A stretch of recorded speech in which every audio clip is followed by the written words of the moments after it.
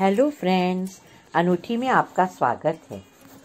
अर्जुन और धर्म युद्ध की कड़ियों में आगे बढ़ते हुए आज 48, 49, 50 इन कड़ियों को मैं शेयर करूंगी।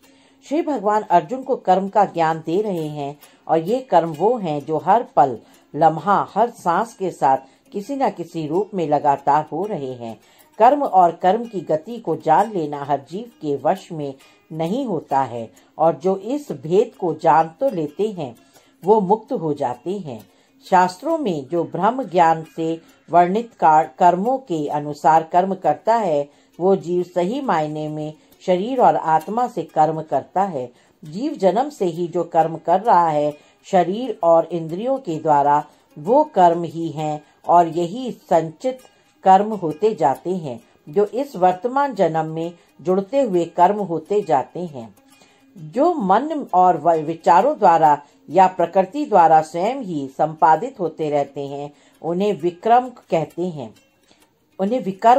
हैं, क्योंकि इन कर्मों को जीव अपने भाव द्वारा शुद्ध करने की चेष्टा भी करता है पर संसार से नहीं छूट पाता, और जो कर्म जीव अपने आलस्य के कारण नहीं करता या जरूरी और नैतिक होने के बावजूद नहीं करता वो अकर्म हो जाते हैं। इन सभी कर्मों को जो जीव तोल मोल कर नैतिकता और धर्म के साथ शास्त्रों के अनुसार संपादित करता है वो जीव बुद्धिमान, संयमी और सत्यकर्मी कहलाता है।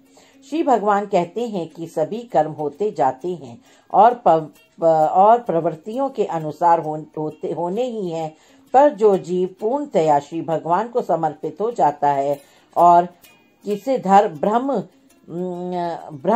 का ज्ञान हो जाता है और जो जीव पूर्ण ब्रह्म की पूर्ण गति को समझ लेता है वो कर्म से विरक्त होता जाता है और उसे कर्म से कोई भी तृष्णा की पूर्ति नहीं करनी होती और उसके सभी कर्म स्वतः श्वास के द्वारा हरि सुमिरन के साथ सम्मिलित होते जाते हैं और उस जीव को वासना, इच्छाओं और क्रोध आदि से स्वतः मुक्ति होती जाती है, क्योंकि उसे किसी से कोई स्पर्धा होती ही नहीं है। वो पूर्ण ज्ञानी और त्यागी हो जाता है। ऐसा ज्ञानी त्यागी जीव ब्रह्म की इच्छा जानकर हर वस्तु स्थिति में प्रसन्न रहता है और हर परिस्थिति को ब्रह्म का प्रसाद मानकर शीत, ताप, हर्ष, शोक, नफा, नुकसान सब आनंद रूप में ग्रहण करता जाता है और संतुष्ट रहता है। वो जीव मुक्त रहता है, निर्विकार रहता है, निर्बंधन रहता है। कर्म यज्ञ रूप है और जब ये समस्त संसार ब्रह्म रूप है तो हर एक कर्म यज्ञ ब्रह्म रूप है। यज्ञ करता, यज्ञ का भाग लेने वाला, यज्ञ को प्राप्त करने वाला, अर्पण करने वाला, लेने वाला सब ब्रह्म रूप ही है। बुद्धि के ब्रह्म रूप से कर्म होता है। अपना अभिष्ट प्राप्त करने के लिए देवताओं के लिए किया जाने वाला यज्ञ ब्रह्माग्नि से, ब्रह्मविरक्ति और ब्रह्म अग्नि से प्रज्वलित इंद्रियों में शब्द, भाव, तृष्णा और भूख की आहुति भी ब्रह्म रूप है। इस संसार में शरीर, मन, आत्मा और चेतन की शुद्धा पूर्ति के लिए जो भी कर्म का होम हो रहा है सब ब्रह्म रूप है। बस इतना फर्क है कि कब कहाँ किस जीव ने किस तरह से ब्रह्म के स्वरूप को स्वीकारा है और चेष्टा की है। धन, शरीर, तृष्णा, भोजन, प्रियजन आदि अनेकों प्रकार की आहुतियां देता है जीव। शरीर को कष्ट देकर यज्ञ करता है जीव। मन को बांधने की चेष्टा करता है जीव, पर मुक्त होना इतना सरल नहीं है। जीव कहीं ना कहीं अपने ही विषयों में उलझता जाता है। प्राण, अपान, व्यान, उदान के द्वारा कर्म यज्ञ में आहुति अपने ही कर्मों की देता है जीव, पर प्राणायाम से स्वयं को नियंत्रित रखते हैं जीव असंख्य प्रकार से शरीर, मन, इंद्रियों और आत्मा को नियंत्रित करते हुए आत्म बल को बढ़ाते हुए कर्म करता जाता है। परंतु जो जीव नियमानुसार कर्म करते हैं और जैसा कर्म यज्ञ करते हैं और उसी के अनुरूप प्रसाद यानी आनंद प्राप्त करते हुए संतुष्ट रहते हैं, वो धीरे धीरे सनातन ब्रह्म को प्राप्त होते हैं।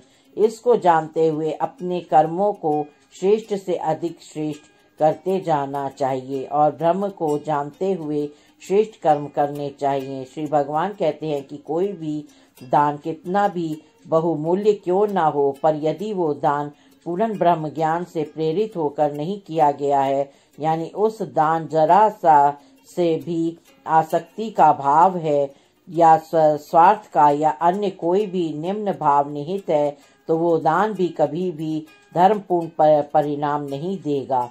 वो दान देने वाले को और लेने वाले को दोनों को ही उचित परिणाम या फल नहीं देगा। जैसे किसी भी अशुद्ध या अधर्मी या निम्न आचरण करने वाले से लिया गया अन्न या धन कभी भी ध्यान भजन सुमिरन में सहायक नहीं होगा।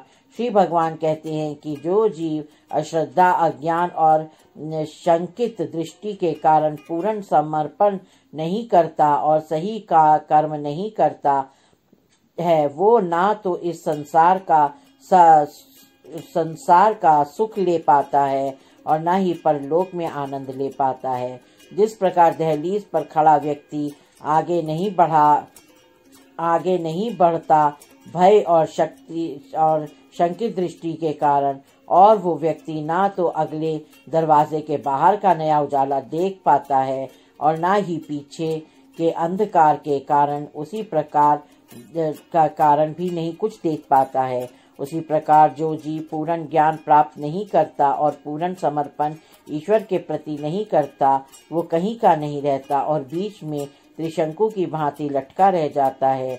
ज्ञान की अग्नि में सभी भ्रम, तृष्णा, क्षुधा, शंकाएं इन जल जाती हैं और जीव इंद्रियों को नियंत्रित कर अंतर में आनंद में रहता है। ऐसा जीव कर्म को भी ब्रह्म रूप जानता है और संपूर्ण संसार को अपने और ब्रह्म के एक ही स्वरूप में जानता है। उसकी सभी शंकाएं मिट जाती हैं और वो कर्म योग में ब्रह्म को ब्रह्म से ही जोड़ता है और इस संसार के कुरुक्षेत्र में युद्ध करता है और धर्म का साथ देता है। राधा स्वामी। जय Shri Krishna. Thank you so much friends. अब मैं आशा करती हूँ आपको आनंद आ रहा होगा। आगे के कड़ियों में आनंद और लेते रहिए, आते रहिए, आनंद उठाते रहिए। राधा स्वामी। जय श्री कृष्णा।